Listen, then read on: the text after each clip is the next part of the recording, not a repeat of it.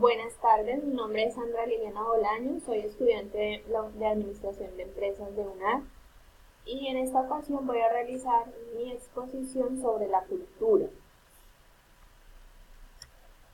La cultura y la antropología. La cultura es un concepto básico y central para los antropólogos. ¿Por qué? Porque sabemos que los antropólogos, la antropología es una ciencia que estudia al ser humano en una forma integral.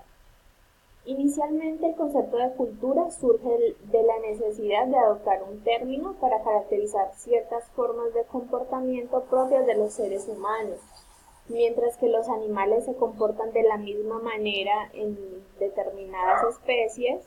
Con el hombre no pasa lo mismo, ya que los seres humanos varía la conducta de un lugar a otro, y una de las respuestas más acertadas a las causas de esta variación es que el comportamiento humano es en parte un producto del aprendizaje. ¿Cómo adquirió el hombre la capacidad de crear cultura? Esto lo podemos suponer que fue mediante una prolongada respuesta a situaciones ambientales y la evolución natural, por lo cual los seres humanos adquieren lo que los diferencia y separa de todas las demás especies, la capacidad de crear cultura, porque como anteriormente dijimos, esto es en la única persona donde se mira es en los seres humanos. Inicialmente ocurre de una manera simple y a lo largo del tiempo se va desarrollando hasta mirar la gran diferencia y formas culturales que hay actualmente. Definición de cultura. Es un producto de un aprendizaje que se produce en el seno de la propia sociedad. Aquí tenemos dos definiciones, una es de los materialistas y otra es de los mentalistas.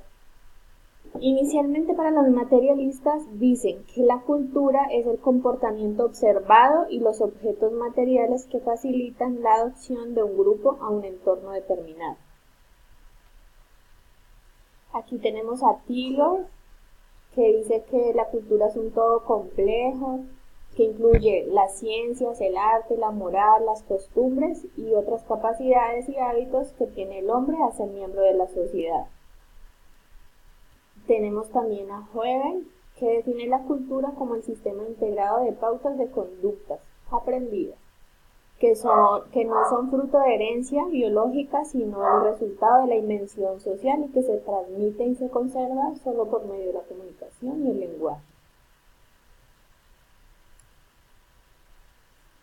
Malinowski también es otra que define la cultura como un medio para satisfacer las necesidades básicas y derivadas del hombre. Este resalta la manera en que se relacionan los elementos culturales, pero admite que el individuo puede variar en su comportamiento. Ahora tenemos a los mentalistas. Para ellos la cultura son una serie de reglas o normas dadas para el comportamiento y fabricación de objetos materiales. En este grupo tenemos a Kroeber y Kluckhoff. Ellos dicen que la cultura es una abstracción de la conducta humana concreta, pero no es en sí misma conducta, ya que lo que observamos son pautas de conducta, pero no podemos observar nunca la cultura en su totalidad. Beals y Herzog son antropólogos que interpretan la cultura como una abstracción. En resumen, para los mentalistas, la cultura es una teoría que nos ayuda a comprender una serie de hechos, ordenándolos y dándoles un sentido en cuanto a su relación con un grupo determinado de individuos. Aquí tenemos varios conceptos unánimes sobre cultura. El número 1 nos dice la cultura como referencia a todos los comportamientos de un grupo social. Todos los aspectos de la cultura de un grupo responden a un modelo único. Todas las culturas están sujetas a procesos de cambio como resultado de contacto con otros grupos.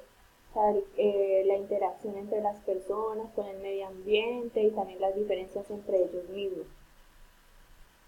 Cada cultura responde a un conjunto de símbolos mediante el cual establecen relaciones para comunicarse dentro del mismo grupo, la vida social que se desarrolla dentro del grupo. Dentro de cada cultura existe un margen de permisibilidad en el comportamiento de los individuos, por lo cual las reglas no van a ser siempre rígidas y la cultura se transmite de generación en generación mediante mecanismos específicos y acordados tradicionalmente. Importancia. La importancia del concepto de cultura con respecto al mundo contemporáneo es que su utilidad fundamental está en la ayuda que tal concepto proporciona a una búsqueda interminable del hombre en comprenderse a sí mismo y a su propia cultura. Nos facilita la predicción de la propia conducta humana y cuanto más conozcamos de una cultura, más fácil nos será predecir la conducta de todos sus miembros. Ahora, sociedad. ¿Qué es la sociedad? Es un agregado de individuos que están unidos por una serie de principios comunes, que actúan juntos para conseguir metas y que mantienen una serie de relaciones interpersonales. La sociedad es una realidad y es algo tangible. La diferencia entre cultura y sociedad es que la cultura es el modo de vida de un pueblo, mientras que sociedad son los individuos que siguen un mismo modo de vida. La sociedad está compuesta por entes y la forma en que se comportan es su propia cultura. El estudio de sociedad es muy importante ya que el hecho de que el hombre viva en grupo afecta su conducta. Los animales también viven en sociedades, pero en lo que difieren unos de otros es que el hombre es el único que tiene la capacidad de crear cultura.